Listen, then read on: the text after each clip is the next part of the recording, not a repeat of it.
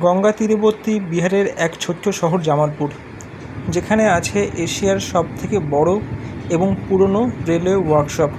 যে ওয়ার্কশপে একজন ইঞ্জিনিয়ার হিসেবে কাজ করে আমার বন্ধু আর আমি গেছি সেখানে ঘুরতে। সেখানে আছে কালী পাহাড়, যে কালী পাহাড় হচ্ছে আমাদের গন্তব্য। সুপুরি গাছ, তাল গাছ এর ভেতর দিয়ে একটা মেঠো রাস্তা, নিচে একটা ঝিল মতো আছে এই দিকটাতে, এই আমার পেছন দিকটা নিচে ওই পাহাড়ের উপরে আমরা উঠবো। কি কদম একটা কিছু একটা খুঁজে পেয়েছে মনে হচ্ছে। কি পেয়েছিস ভাই? দেশি খেজুর। টাকা খেয়ে তো দেখ। ও আমাকে একটা খেজুর গাছ থেকে খেজুর করে দিল। আচ্ছা, দেখাচ্ছি আমি পেছন থেকে। এই হচ্ছে খেজুর গাছ। ওখানে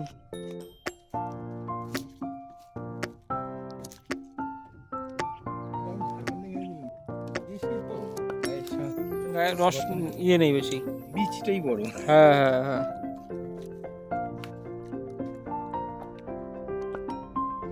আর হচ্ছে গিয়ে এটা তো তাল গাছ, তাল কিছু তাল কালো হয়ে গেছে, আবার কিছু তাল এখন পড়েছে। আর অনেকগুলো তাল গাছে দেখলাম আমি এই হাড়ি বাঁধা আছে, মানে এখানে লোকজন তালের রস বা যেটাকে বলে হাড়িয়া বলে না, ওটাকে বলেছে তাড়ি তাড়ি। হ্যাঁ, আর এই বিহারে এনেছ তাল গাছকে তার বলে, তার। আমরা বলি তাল, এরা বলে তার। আমরা বাংলাতেও তাড়ি বলি, এরাও তাড়ি বলে। খেজুর গাছে এরা হাড়ি বাঁধে না, মানে এদের মন তাল গাছে বাঁধা থাকে, এদের মন খেজুর গাছে বাঁধা থাকে না। এরা যদি গান লিখতো তাহলে লিখতো না ওই গাছটাতে, এই গাছটাতে হচ্ছে এই যে খেজুর গাছটা আছে এটাতে আবার হাড়ি বাঁধা হয়েছিল বলে বোঝা যাচ্ছে। কিন্তু এদিকে যে খেজুর গাছগুলো রয়েছে এই গাছগুলোতে কখনোই হাড়ি বাঁধা হয়নি। ওই যে মন্দিরটা দেখা যাচ্ছে পাহাড়ের উপরে তাল গাছের পাশেটা কিসের মন্দির? কালী মন্দির তো নিশ্চয়ই। তাহলে কালী পাহাড়ের উপরে রাধাকৃষ্ণ মূর্তি মন্দির, ওই মন্দিরটা হচ্ছে আমাদের আজকে ডেস্টিনেশন, আমরা ওদিকেই যাচ্ছি। এই তাল গাছটা তো সব গাছ ছাড়িয়ে উঁকি মারে আকাশে। আর এই হচ্ছে পাহাড়ি পথে আমরা যাচ্ছি। এইখানে এগুলো বোধহয় গাব গাছ, আমি তো ফল একটা দেখাচ্ছি কাছ থেকে দেখা যাচ্ছে। এই ফলগুলো হচ্ছে কি উপর থেকে পড়ছে, এইগুলো এগুলো কি ফল? হোয়াট ইজ দিস ফল?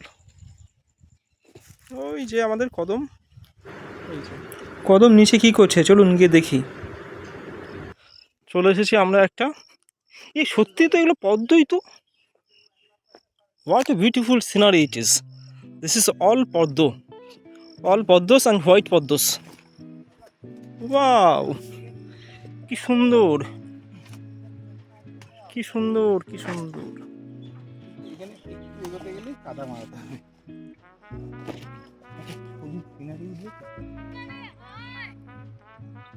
ভাই তুই এনজয় করতে এসেছিস না মানে টার্গেট অ্যাচিভ করতে এসেছিস? আগে বলতো আমাকে।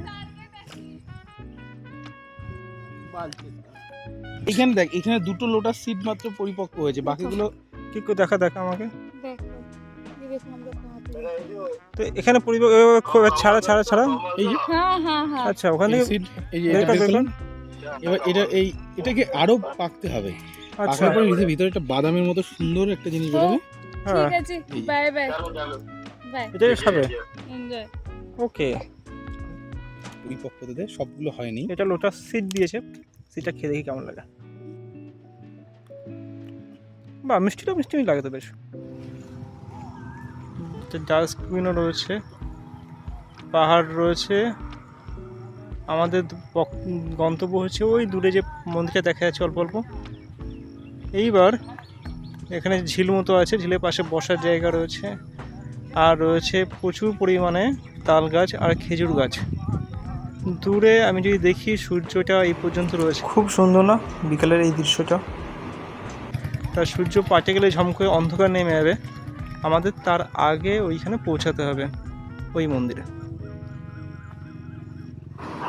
ইয়ামলা মহাকালিকা মন্দির, মহাভারতকালীন কালী পাহাড়, জামালপুর। কথিত আছে যে এই কালী মন্দিরটা মহাভারতের কাল থেকে এখানে রয়েছে। আর এই যে পাহাড়, এই পাহাড়টা এখানে আছে পুরনো প্রস্তর যুগের থেকে আর কি, এখানেই রয়েছে।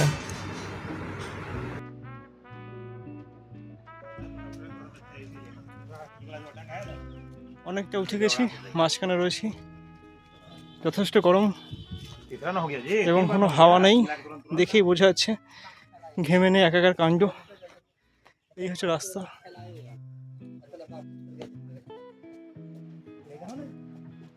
এই গাছটা থেকে বাঁদিকে যে রাস্তাটা চলে গেছে, সেই রাস্তা ধরে সোজা এগিয়ে গেলেই আমাদের মন্দিরটা পড়ে। কিন্তু আমরা মাঝে একটু এই পাহাড়ের উপরে উঠেছিলাম কিছুটা সময় কাটানোর জন্য। এই পাহাড়ের উপর দিয়ে উঠে আমরা ওপরে গিয়ে জাম খাবো। এবার এখানে একটা গল্প বলে রাখি ছোট্ট করে, সেটা হচ্ছে গিয়ে জামালপুরের নামকরণ করা হয়েছে সুফি একজন সন্ত ছিল যার নাম জামাল বাবা।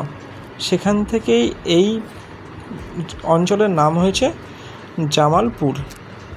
পার্সোনাল ফটোগ্রাফার কদম এবং তার সহকারী হচ্ছে গিয়ে রিং, এর সাথে আমি ক্যামেরা এবং ভয়েসে রাকেশ। আর পাহাড়ের শীর্ষ থেকে এই নিচে যে জামালপুর শহর, এই জামালপুর শহরটাকে বিকেলের আলোতে এমনই লাগে দেখতে।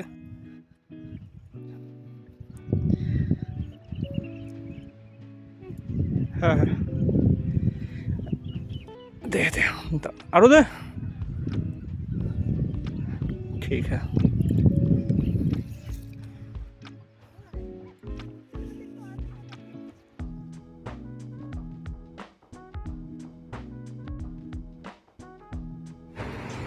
জাম টাম খেয়ে সন্ধ্যা উপরে কাটিয়ে তারপর আমরা উপর থেকে নিচে নেমে এসে গাছের বাদিক থেকে যে রাস্তাটা গেছিলো ওই মন্দিরের দিকে, সেই রাস্তা ধরেছি মন্দিরে যাওয়ার জন্য।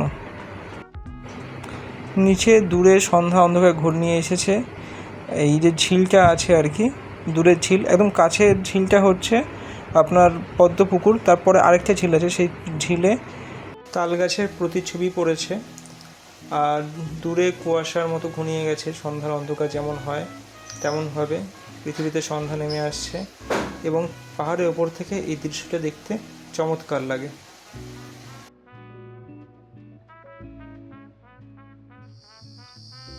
এই পাহাড়ের উপর একটা ছোট্ট পুকুর মতো আছে বা জলাশয় বলেই ভালো হয়। ওই উপর মন্দির দেখতে পাচ্ছি আমরা, মন্দিরের কিছুটা অংশ দেখতে পাচ্ছি। এই সিঁড়ি দিয়ে আমাদের উঠতে হবে। পাশে আরেকটি, এটা কি সর্বধর্ম উপাসনা সাই মন্দির নির্মাণ হেতু সহযোগ করে। এই কি সাই মন্দির? তাহলে তার উপরে কৃষ্ণ মন্দির। আচ্ছা, চল। এটা হচ্ছে কালী মন্দির। নিচে দুটো পোস্টার দেখা যাচ্ছিলো, একটা হচ্ছে গিয়ে কালী মন্দিরের আর একটা হচ্ছে রাধাকৃষ্ণ বলরাম মন্দিরের। তাই এটা হচ্ছে শ্রী শ্রী ইয়ামলা মহাকালী।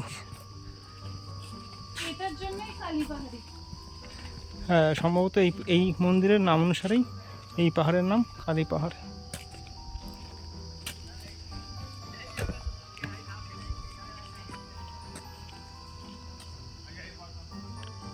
এটা হচ্ছে গিয়ে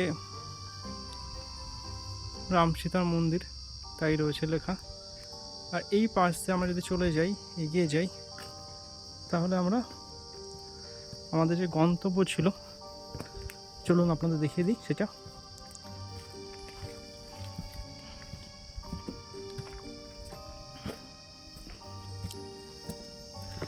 এই মন্দির পার করে এই হচ্ছে আমাদের মন্দির।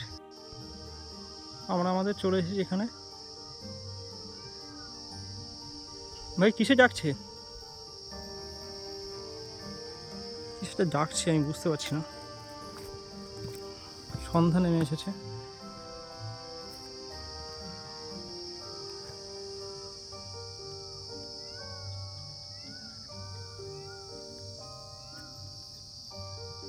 শ্রী রাধাকৃষ্ণ বলরাম প্রাচীন মন্দির কালী পাহাড়ে। আমরা এখন ফিরছি মন্দির থেকে বাড়িতে, জামালপুর স্টেশন। আবার পরে দেখা হবে। Tata, good night.